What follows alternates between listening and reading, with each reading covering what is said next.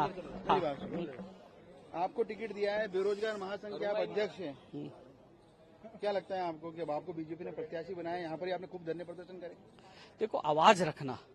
मैं 2009 से 11 में भीलवाड़ा में नगर उपाध्यक्ष एबीवी में था, युवा मोर्चा में था, और मैंने पहले प्रेस कॉन्फ्रेंस करके ऐलान कर दिया था कि 11 साल 9 महीने हमने संघर्ष किया था। तुलनात्मक अध्ययन किया जाएगा कौन सी युवाओं के लिए बेहतरीन पार्टी होगी, और तुलना किएगी तो वहां तो पेपर लीक माफिया है।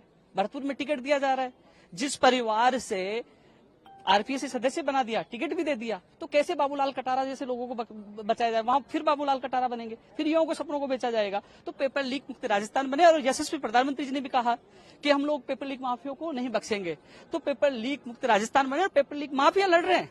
ये चुनाव paper leak mafia versus Bharatiya Janata party होगा, और माफिया का सफाया होगा, युवाओं को न्याय मिलेगा। ये हमारी प्राथमिकता है। तो आपके जो बेरोजगार युवा थे, जो पेपर लीक से परेशान थे, पूरा सपोर्ट मिलेगा लगता है आपको इस बार बीजेपी को? आप देखिए, युवा तो साथ है ही, युवा साथ है। आज मुख्यमंत्री से मिलने के लिए उत्तर प्रदेश, गुजरात, अनशन, क्या क्या करना पड़ा बताइए। मैंने सीबीआई की जांच के लिए मांग की तो वहां लाठीचार्ज हो गया, अनशन किया। ये ईडी से डर रहे हैं, तो हमने सीबीआई की जांच की मांग की थी। ये चोर नहीं है तो सीबीआई जांच के लिए देते, क्यों नहीं दे पाया? क्योंकि उनको डर था, क्योंकि उन्होंने पेपर लीक किया था, युवाओं को सपनों को बेचा था। लेकिन अब नहीं बचेंगे, क्योंकि भारतीय जनता पार्टी सत्ता में आते ही पेपर लीक माफिया का खात्मा करेगी, और पेपर लीक जो माफिया है, जो युवाओं को सपनों को बेचने का काम किया, उनको जेल में डालेगी। लास्ट सवाल, अब बीजेपी की सदस्यता भी लेंगे क्या आप? क्योंकि अब इसके पहले जो आप संगठन चलाते थे उसमें किसी राजनीतिक दल से संबंधित नहीं थी आपने। देखो, मैं आपको बताना चाहूंगा कि जब मैं 9 से 11 में एबीपी में था, 14 से 15 युवा मोर्चा में आपने देखा होगा यहाँ था, मैं तो पहले भी सदस्य था। तो बीजेपी कार्यकर्ता होने के साथ ही आप संगठन में काम करते थे बेरोजगारों के साथ? आप ये तो देख लीजिए, पार्टी को धन्यवाद देना, जो मैं धन्यवाद दे रहा हूँ पार्टी को। क्यों धन्यवाद दे रहा हूँ? कि उन्होंने जिसने आवाज बुलंद की, पार्टी के सामने भी आवाज बुलंद की, और लगातार कांग्रेस सरकार के खिलाफ भी आवाज बुलंद की, उनको मौका दिया। उन्होंने मेरी योग्यता को समझा, जाना है कि हाँ ये बेहतरीन है, उन्होंने पेपर लीक माफिया के खिलाफ लड़ाई लड़ी है।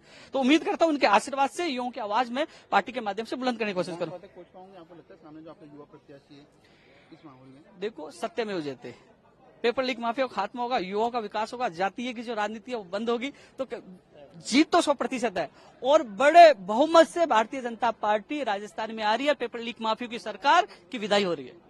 मेरी बात सुनो। आपको टिकट दिया है, बेरोजगार महासंघ के आप अध्यक्ष हैं। क्या लगता है आपको कि अब आपको बीजेपी ने प्रत्याशी बनाया, यहाँ पर ही आपने खूब धरने प्रदर्शन करे? देखो, आवाज रखना।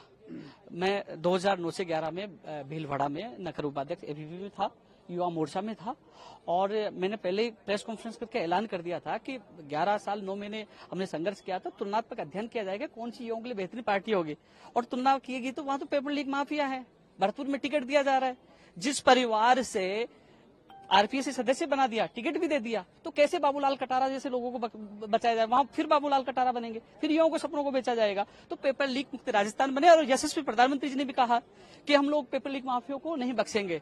तो पेपर लीक मुक्त राजस्थान बने, और पेपर लीक माफिया लड़ रहे हैं। ये चुनाव paper leak mafia versus Bharatiya Janata party होगा, और माफिया का सफाया होगा, युवाओं को न्याय मिलेगा। ये हमारी प्राथमिकता है। तो आपके जो बेरोजगार युवा थे, जो पेपर लीक से परेशान थे, पूरा सपोर्ट मिलेगा लगता है आपको इस बार बीजेपी को? आप देखिए, युवा तो साथ है ही, युवा साथ है। आज मुख्यमंत्री से मिलने के लिए उत्तर प्रदेश, गुजरात, अनशन, क्या क्या करना पड़ा बताइए। मैंने सीबीआई की जांच के लिए मांग की तो वहां लाठीचार्ज हो गया, अनशन किया।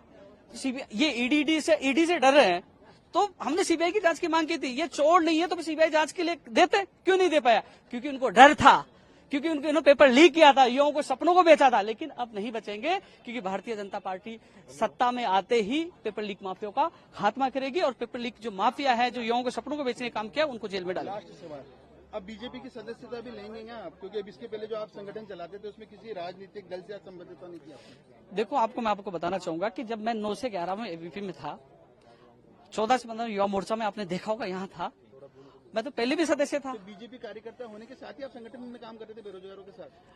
आप ये तो देख लीजिए, पार्टी को धन्यवाद देना, जो मैं धन्यवाद दे रहा हूँ पार्टी को। क्यों धन्यवाद दे रहा हूँ? कि उन्होंने जिसने आवाज बुलंद की, पार्टी के सामने भी आवाज बुलंद की, और लगातार कांग्रेस सरकार के खिलाफ भी आवाज बुलंद की, उनको मौका दिया। उन्होंने मेरी योग्यता को समझा, जाना है कि हाँ ये बेहतरीन है, उन्होंने पेपर लीक माफिया के खिलाफ लड़ाई लड़ी है।